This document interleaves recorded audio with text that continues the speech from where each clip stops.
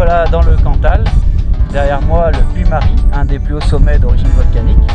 Et dans quelques instants, on va essayer d'aller y observer des marmottes et pourquoi pas les filmer.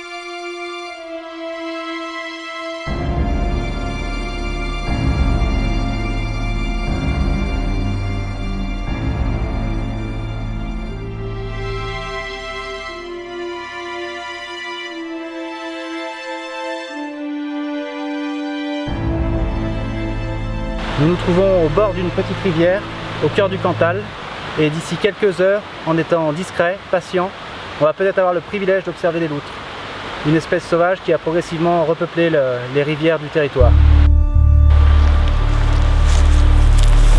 Alors voilà, c'est dans ce genre de biotope que l'on peut espérer voir des loutres. Il va falloir se cacher dans un petit bosquet, et avec un peu de chance, elles vont faire leur apparition en tombée de nuit pour chasser des poissons et se nourrir.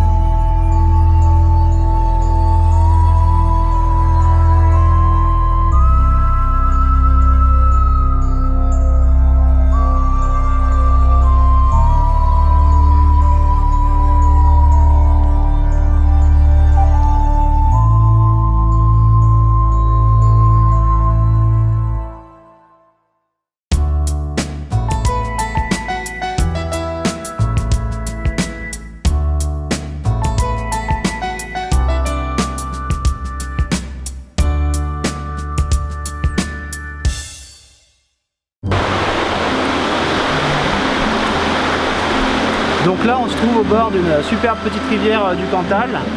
J'ai vu passer tout à l'heure un simple plongeur. Donc on pourrait voir des loutres éventuellement, ou des traces de loutres, c'est-à-dire des écrevisses consommées, des traces de pas, des empreintes. Donc voilà, et on va continuer notre petit périple.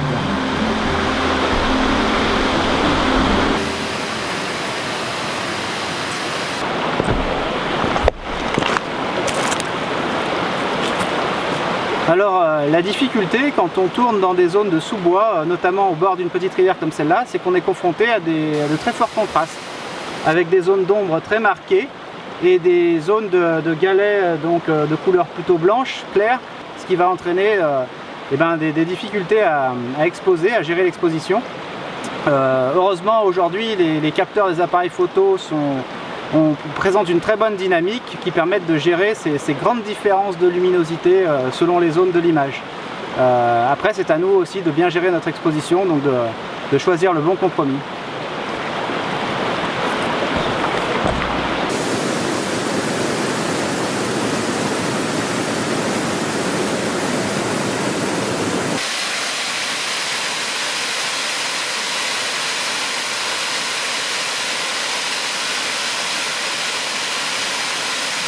je vais vous montrer l'efficacité du filtre polarisant. Donc on a là une image cadrée sur une berge de la rivière avec des galets et on voit énormément de reflets verdâtres qui sont donc dus au branchage, enfin aux feuilles d'une branche qui surplombe l'eau. Donc je vais agir sur mon fil polarisant et je vais faire disparaître tous ces reflets. Voilà. Donc comme ça c'est assez magique, hein. On a une image propre, on peut observer ce qui se passe sous la surface de l'eau. Donc voilà, nous poursuivons notre promenade dans le Cantal avec derrière moi une magnifique tourbière. Donc toujours nous sommes au sein de superbes paysages. En fin d'après-midi on va essayer d'aller filmer des animaux sauvages, comme par exemple des chevreuils et pourquoi pas un cerf si la chance est au rendez-vous.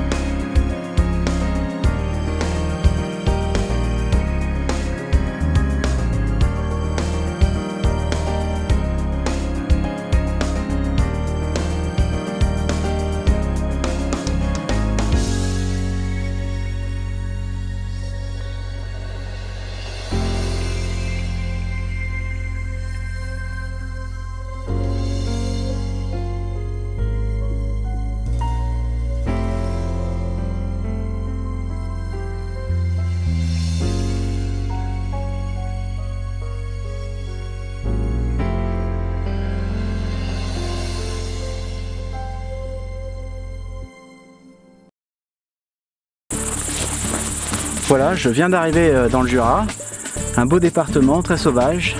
Là je suis sur un sentier forestier que je viens de longer pour espérer voir quelques animaux.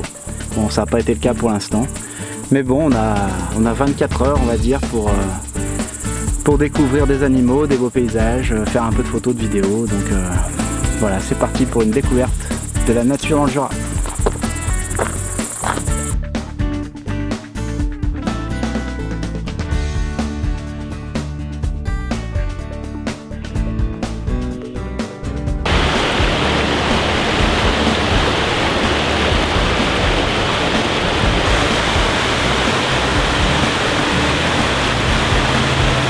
Derrière moi, une magnifique cascade, la cascade des Combes, près de Saint-Claude dans le Jura. Bon là on est en été, il n'y a pas beaucoup d'eau, elle crache déjà pourtant pas mal, mais alors l'hiver elle est sublime.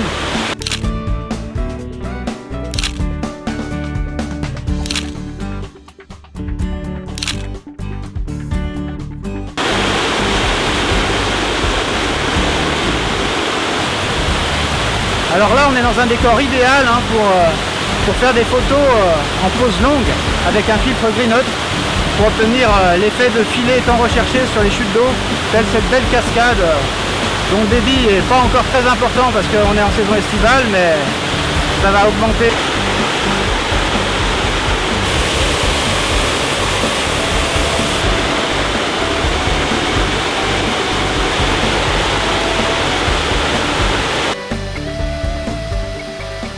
Alors aussi dans le Jura on peut découvrir la région des lacs avec derrière moi le lac de Narlet. Donc ce sont des petits lacs naturels d'origine glaciaire, Donc des lieux parfaits pour faire de belles photos de paysages, pour observer la nature et puis pour se détendre ou se baigner parce que l'eau est pure et elle est un petit peu fraîche mais ça passe.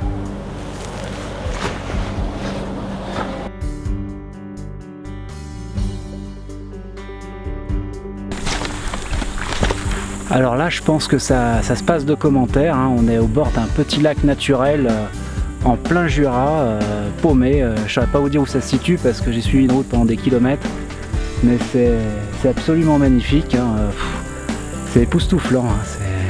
C'est une quiétude absolue, pas un bruit, et une beauté, une verdure, une eau sombre, mystérieuse, et j'adore.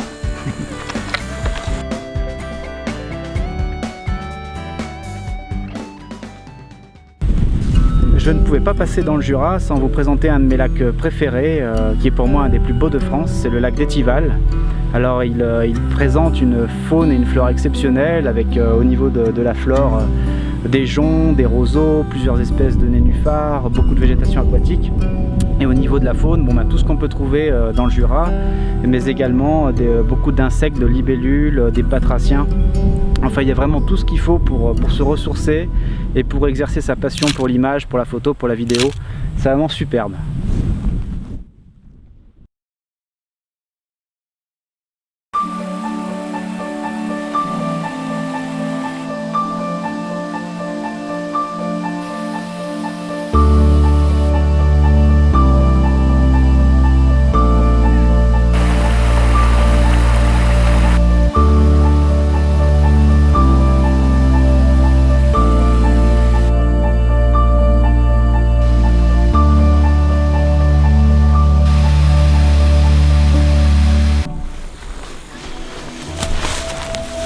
Alors donc là, je viens de m'arrêter encore au bord d'un très joli petit lac du Jura et je vais en profiter pour vous montrer l'équipement avec lequel je filme en animalier.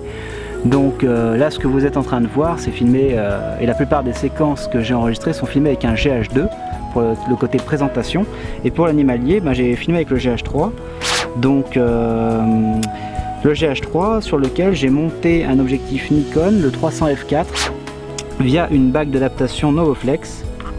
Donc bien sûr avec ce système je perds l'autofocus, je suis obligé de faire la mise au point manuellement avec la bague et je règle l'ouverture du diaphragme avec la bague justement qui est sur l'adaptateur. Voilà, donc ça permet quand même d'avoir avec ce petit capteur du GH3 l'équivalent d'un 600 f4, donc c'est pas négligeable pour faire de l'animalier.